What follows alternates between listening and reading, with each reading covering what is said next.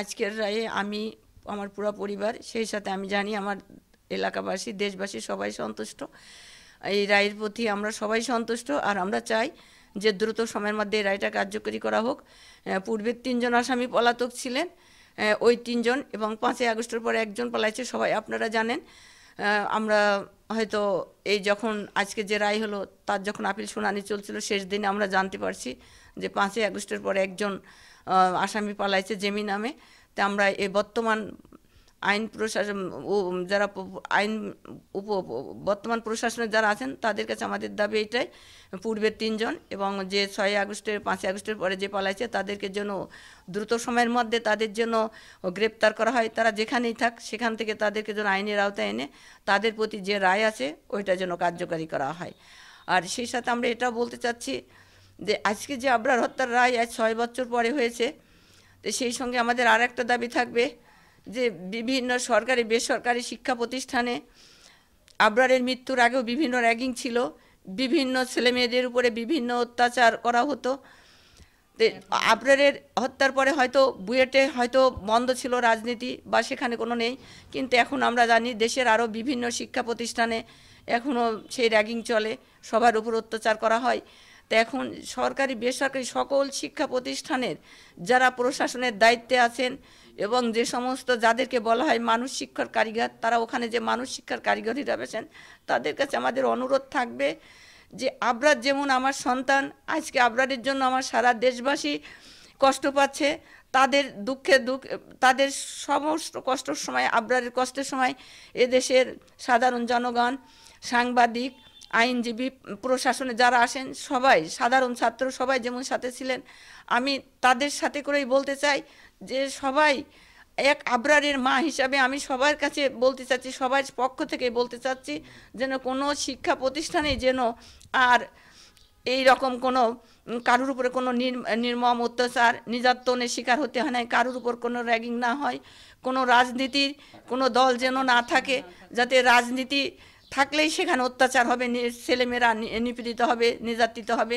এই জন্য আমি সবার কাছে, আপনাদের বিভিন্ন শিক্ষা প্রতিষ্ঠানের প্রশাসনের কাছে আমি অনুরোধ করব, আপনারা ওই স্টুডেন্ট যারা ভর্তি হয় তাদেরকে স্টুডেন্ট হিসাবে না দেখে আপনারা আপনাদের সন্তানের মতো দেখেন, আপনারা তাদেরকে আপনার সন্তানের জায়গায় তাদেরকে বসিয়ে দেখে তাদের জন্য আপনারা যাতে কোনো শিক্ষা প্রতিষ্ঠানে এরকম আর না হয়, এইটাই থাকবে আমার কাছে অনুরোধ, যাতে কোনো রাজনীতিভুক্ত না হয়, কারোর উপরে কোনো নির্যাতন না হয়, কাউকে যেন অকালে জীবন দিতে না হয়, কোনো মাকে যেন আমার মতো সন্তান হারাতে হতে না হয়, কোনো মা তার সকল আশাকাঙ্ক্ষার জন্য চিরতরে যেন কবরস্থানে দিয়ে না দেয়, কোনো ভাই যেন তার ছোট ভাইয়ের আশাকাঙ্ক্ষাকে জীবনে মাটির নিচে না দিয়ে দেয়। আমি সেই মা হিসেবে আমি আপনার সবাইকে অনুরোধ করব যে আপনারা প্রত্যেকটা ছাত্রকে আপনারা আপনাদের নিজেদের সন্তানের মতো দেখেন, তাদের প্রতি আপনারা আপনাদের দায়িত্ব পালন করেন। এটাই আমি শুধু মা হিসাবে, সারা ছাত্রদের মা হিসাবে আমি সবার কাছে, সব শিক্ষা প্রতিষ্ঠানের কাছে যারা প্রশাসনে আসেন তাদের কাছে অনুরোধ করব আপনারা এইগুলো কার্যকরী করেন। কোনো শিক্ষা প্রতিষ্ঠানের জন্য আর আমার আবরারের মতো কাউকে জীবন দিতে না হয়, কারোর উপর যেন এইভাবে অমানবিক অত্যাচার না হয়। আপনারা অন্তত পক্ষে একজন পিতা হিসাবে সবার কাছে দেখেন, আমি এটাই আপনাদের কাছে অনুরোধ করব। জয় মা সন্তান হারাছে সেই শুধু বোঝে সন্তান হারানোর কি কষ্ট। কারণ আমরা অনেকেই জানি পিতা মাতা যখন বয়স হয় চলে যায়, আমরা জানি এটা আমাদেরকে মানসিকভাবে মেনে নিতে হয় যে বাবা মা মারা যাচ্ছেন, তাদের বয়স হয়ে যাবেন।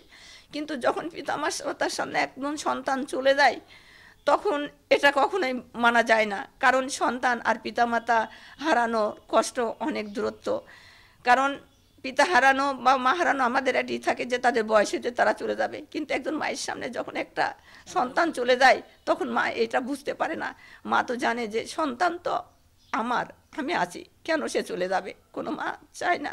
আর বিশেষ করে যে আবরারের মতো কেউ এত নির্মমভাবে নিষ্ঠুর হত্যা শিকার হয় তখন তো সেই মা ভুলতে পারে না। কারণ আমরা জানি মৃত্যু মানুষের আসবেই, কারণ এটা অবধারিত, এটা কারোর কোনো হাত নেই, কারণ মহান রাব্বুল আলামিন যা লিখছে হবে। কিন্তু তবু চাই সেই মৃত্যুগুলো তো স্বাভাবিক হতে হয়। কারণ এই যে আমার আবরারকে যে 6 ঘন্টা ধরে এত নির্মম নিষ্ঠুরভাবে হত্যা করা হয়েছে, তার আগেও বিভিন্ন শিক্ষা প্রতিষ্ঠানে এইভাবে অনেক ছেলে মেয়েদের উপরে এইভাবে নির্মমভাবে অত্যাচার করা হয়েছে। তো এখন আমি চাই যে আমার আবরার হত্যার মধ্যে দিয়ে যেন এই নির্মম, এই যে মানুষের উপরে, ছেলে মেয়েদের উপরে বিভিন্ন শিক্ষা প্রতিষ্ঠান যে নির্যাতন হয়, এই আবরারের হত্যার মধ্যে দিয়ে যে এটার জন্য এখানে সমাপ্তি ঘটে, এর জন্য পুনরাবৃত্তি না ঘটে কোনো শিক্ষা প্রতিষ্ঠানে, এইটাই আমি সবার কাছে অনুরোধ করব।